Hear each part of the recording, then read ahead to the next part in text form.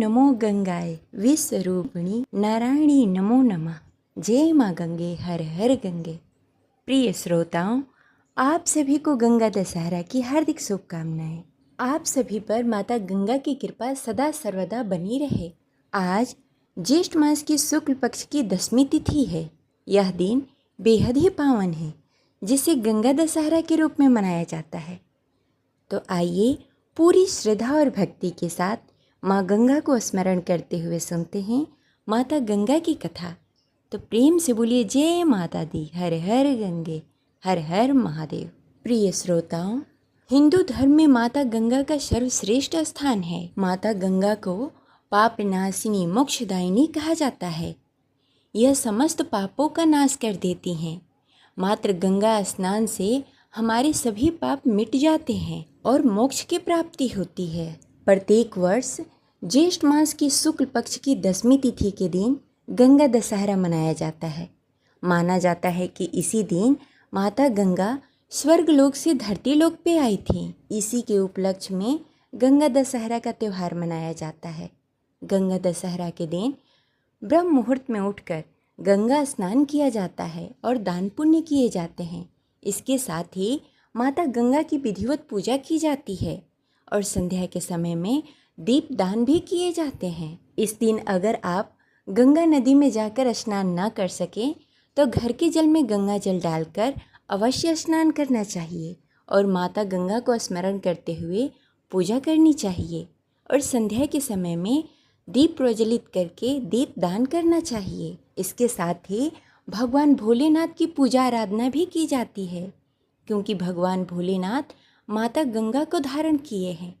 तो आइए आज गंगा दशहरा के शुभ अवसर पर माता गंगा को साक्षी मानते हुए पूर्व में किए गए गलतियों के लिए क्षमा मांगते हैं और भविष्य में ऐसी कोई गलती ना हो उसके लिए संकल्प लेते हैं और माता गंगा को प्रणाम करते हैं।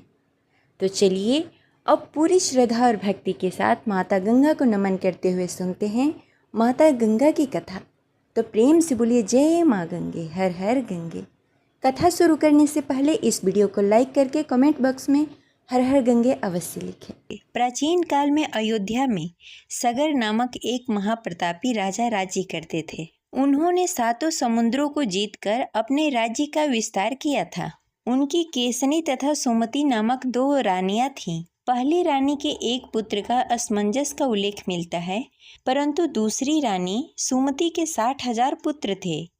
एक बार राजा सगर ने अश्वमेव यज्ञ किया और यज्ञ पूर्ति के लिए एक घोड़ा छोड़ा। इंद्र ने उस यज्ञ को भंग करने के लिए यज्ञी अश्व का अपहरण कर लिया और उसे कपिल मुनि के आश्रम में बांधाए। राजा ने उसे खोजने के लिए अपने 60,000 पुत्रों को भेजा। सारा भूमंडल छान मारा, फिर भी अश्व नहीं मिला। फिर अश्व को खोजते खोजते वह कपिल मुनि के आश्रम पहुँचे तो वहाँ उन्होंने महर्षि कपिल को तपस्या करते देखा। उन्हीं के पास महाराज सगर का अश्व घास चर रहा था।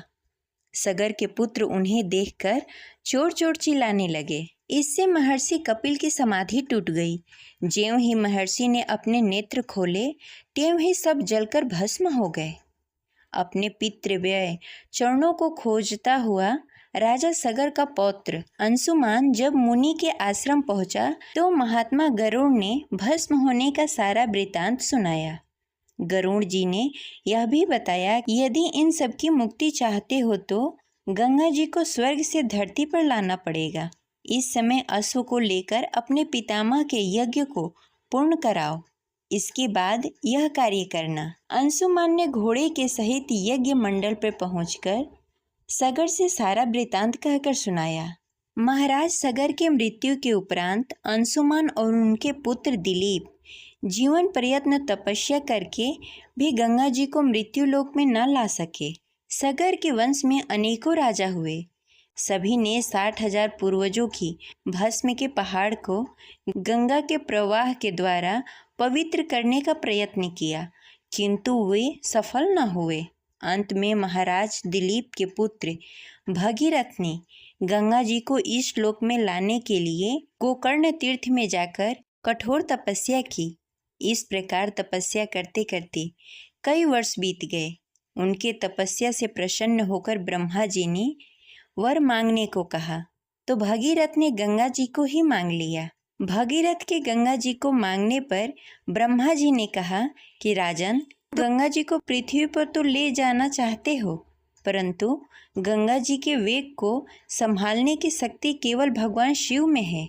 इसलिए उचित यह होगा कि गंगा का भार एवं वेग को संभालने के लिए भगवान शिव का अनुग्रह प्राप्त कर लिया जाए। महाराज भगीरथ ने वैसा ही किया। भगवान शिव ने गंगा जी को अपनी जटाओं में धारण कर लिया। इस प्रकार शिव जी की जटाओं से छूटकर गंगा जी हिमालय की घाटियों में कलकल निनाद करके मैदान की ओर मुड़ी। इस प्रकार भगीरथ पृथ्वी पर गंगा का वरण करके भाग्यशाली हुए। उन्होंने जनमानस को अपने पुण्य से उपकृत किया। युगों युगों तक बहने वाली गंगा की धारा महाराज भगीरथ की कष्टमयी साधना की गाथा कहती हैं। गंगा प्राणी मात्र को जीवन दान ही नहीं देती, मुक्ति भी देती हैं। इस कारण भारत तथा विदेशों तक भी गंगा की महिमा गाई जाती है। तो प्रेम से बोलिए जय माँ गंगे। ये रही आज की कथा। आपको कैसी लगी कमेंट बॉक्स में ज़रूर बताइएगा। मिलते हैं अगले वीडियो में, तब तक के लिए हर हर गंगे, हर हर महादेव।